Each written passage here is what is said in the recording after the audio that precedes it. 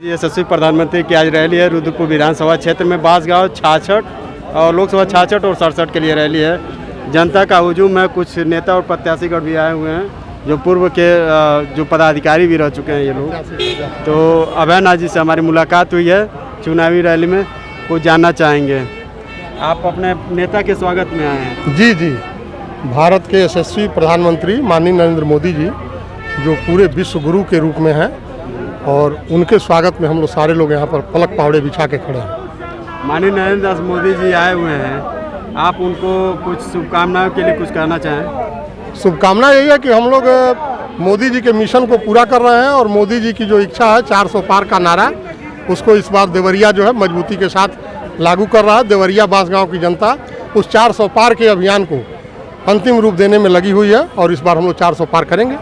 India गठबंधन कह रहे 400 पार कभी हो ही नहीं सकता है। 143 पे आप आ रहे हैं, 400 पे वो आ रहे हैं। वो तो देखिए विपक्षियों के कथन में मत जाइए, क्योंकि उनको पता है कि मैं 143 से ऊपर जा नहीं सकता हूं किसी कीमत पर, इसलिए वो अगले को भी बेकार साबित कर रहे हैं। वो तो माना जाए तो कहीं वो लड़ ही नहीं रहे हैं 400 पर अकेले ना, तो वो 400 कहाँ पाएंगे? वो तो लड़ ही नहीं रहे हैं। आबादी कही जाती है महिला वर्ग, और इंडिया गठबंधन का न्याय पत्र में ये लिखा है कि 8,500 हर महीने और सालाना 1,000 रुपये देने की वादे की है।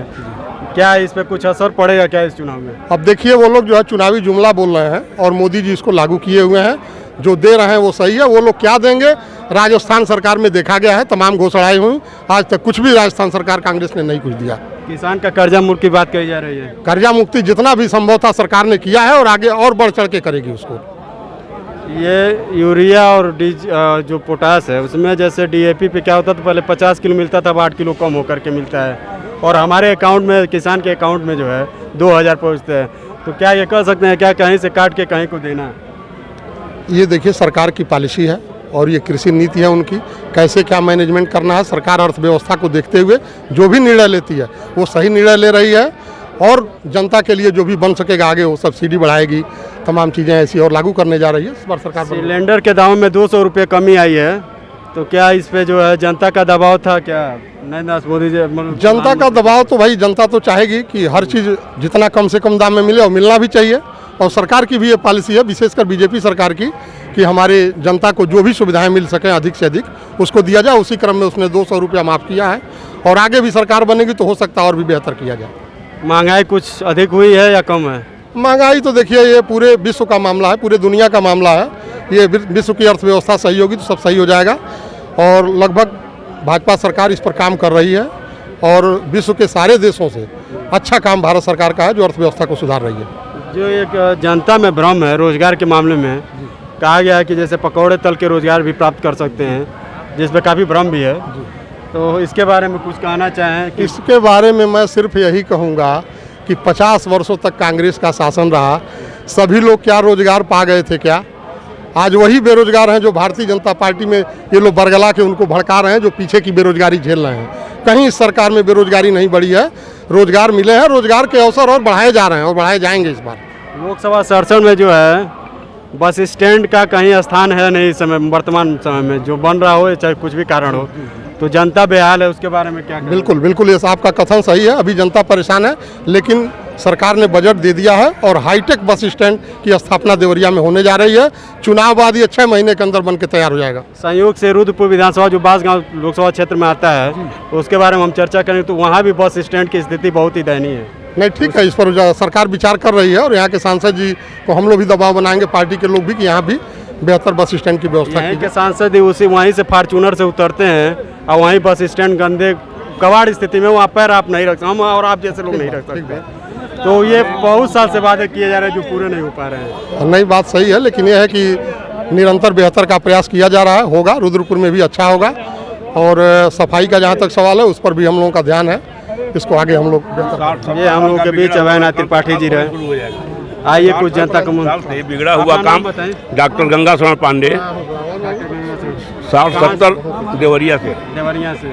आपके प्रत्याशी शशांक मणि त्रिपाठी जी हैं? जी हाँ, जो जनरल साहब के लड़के हैं जी। बहुत ही अभी तो वो अमेरिका से उतरे हैं, हवाई लोग कह रहे हैं कि हवाई नहीं कह रहे हैं, तुम जमीनी आदमी हैं, पढ़े लिखे हैं, IITN हैं, परिवार का सारे लोग उनके IAS सांसद विधायक रह चुके हैं। कहीं माटी का लाल का नारा है माटी और अमेरिका से आए हुए हैं। जी जी, माटी का लाल वही है, देवरिया के लिए माटी के लाल ही कहा जाएगा।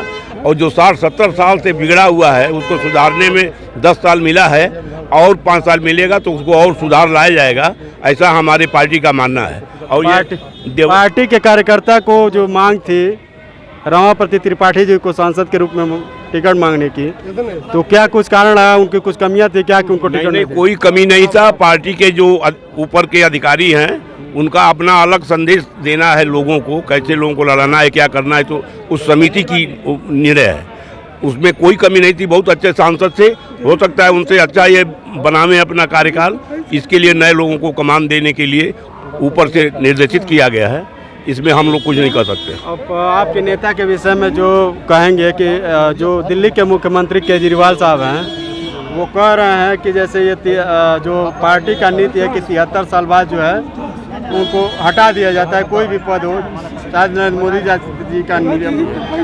तो आपके नेता आपका समर्थन मांग करके अमित शाह जी प्रधानमंत्री बनने वाले हैं क्या? नहीं, ऐसा कोई अभी निर्णय नहीं हुआ है। जो बांधा गया था 75 साल से ऊपर जो आएगा उसके लिए अलग से नीति बनाई जाएगी। तो अभी जनता की इतनी मांग है मोदी जी के प्रति, देवरा बाबा की धरती से मैं बता रहा हूँ कि अभी उन्हीं के लिए जनता का इतना मांग है कि उनको जनता कह रही है कि मोदी रहेंगे तभी चलेगा। तो अभी तो कुछ जो मोदी का चलाया जाएगा, देखा जाए क्या हो रहा है। आपके नेताजी का 2014 में वादा था, 2014 में वादा था काला धन लाने का, स्विच बैंक में 800 गुना काला धन बढ़ चुका है। काला धन तो बहुत आया है, लेकिन अभी कुछ लोगों का नाम सार्वजनिक नहीं किया गया है, वो भी वक्त आने पर आ जाएगा। ऊपर की बातें हम लोग बहुत छोटे स्तर के कार्यकर्ता हैं। बहुत बहुत धन्यवाद आपको। ये रहा जनता का रुझान। माटी के लाल है, उनके भाई है। माटी के लाल के बारे में आप कुछ कहें? जी, माटी का लाल उस तरह नहीं पड़ा, देवरिया की जनता ने माटी का लाल नाम रखा। जैसे मर्यादा पुरुषोत्तम भगवान राम का नाम पड़ा, श्री रामचंद्र जी, ऋषि मुनि जतियों ने उनका नाम रखा और उसके बाद से प्यार और मोहब्बत में उनका नाम राम लोग कहना शुरू कर दिए। उसी तरह श्री प्रकाश मणि ने उनके जो है कि नाम शशांक मणि रखा, लेकिन देवरिया की जनता ने उनका नाम माटी का लाल रख दिया। ऐसा क्यों? मणि एनजीओ चलाते हैं, कुछ इसके बारे में बताएं। जी जानते हैं, वो शशांक मणि जो है कि पढ़े लिखे आदमी है, एक अनुभवी आदमी है। इस विषय से पढ़े हैं कि जहां समाज और सोसाइटी की ज़रूरत है उसके तहत काम करते हुए, जो आप कहें अमेरिका और जापान की लोग बात कर रहे हैं, वो अमेरिका और जापान में आइडियोलॉजी दिया और वहाँ के लोगों ने उनको सम्मान किया। जब सम्मान किया तब शशांक मणि को लगा कि जो कार्य मैं यहाँ कर रहा हूँ वह काम चल करके अपने वतन के लिए, अपने मुल्क और जन्मभूमि के लिए करना चाहिए। अमेजॉन की जो है सबसे बड़ी भोजपुरी कॉल सेंटर जो है बैतालपुर में खुला है, वही तो मैं बता रहा हूँ। ये दूर दृष्टिकोण के नेता, मतलब हो सकता है कि शायद रोजगार के रूप में। जी वही मैं बता रहा हूँ, जी मैं वही बता रहा हूँ। तो यहाँ आए और आने के बाद देवरिया में उन्होंने 500 गाँवों को घूमा और देखा और पाया कि देवरिया में हमें कुछ ऐसा काम करना चाहिए, क्योंकि भारत के और खास करके उत्तर प्रदेश के देवरिया जनपद थोड़ा पिछड़ा जनपद है। यहीं पर बौर पर जो बरगद है, बरगद का पेड़ वहीं से उनका संकल्प है। हाँ। उसके बारे में कुछ इतिहास? जी वहाँ के बारे में पूरे जो हमारे संसदीय क्षेत्र देवरिया है, वहाँ के हर गाँव को मट्टी को लाया और ला करके वहाँ पर एशिया का सबसे बड़ा जागृति उद्यम केंद्र बनाने का उन्होंने बीड़ा उठाया। 7 एकड़ जमीन खरीद लिया और खरीद करके बनाना शुरू किया, बन भी गया। वो देवरिया की जनता को उन्होंने समर्पित कर दिया। उसमें नौजवान हो, बेरोजगार हो, उसके बाद से टेक्नोलॉजी की दुनिया में पढ़ने वाला लड़का हो या किसान हो या उद्यमी हो, सभी सेक्टरों को जोड़ करके बनाया गया है। पूरा का पूरा वह डिजिटल है, वातानुकूलित बनाया गया है और उसमें लगातार काम हो रहा है। उससे हजारों लोग देवरिया में उद्यमी हुए। इसी का नाम, उनका नाम माटी का लाल पड़ गया। माटी का लाल शशांक मणि त्रिपाठी जी के बारे में जो जनता का जो मूड है, राय है, ये हम लोग जान पाए। धन्यवाद। न्यूज़गढ़ में आपका स्वागत है सभी लोगों का, दर्शकों।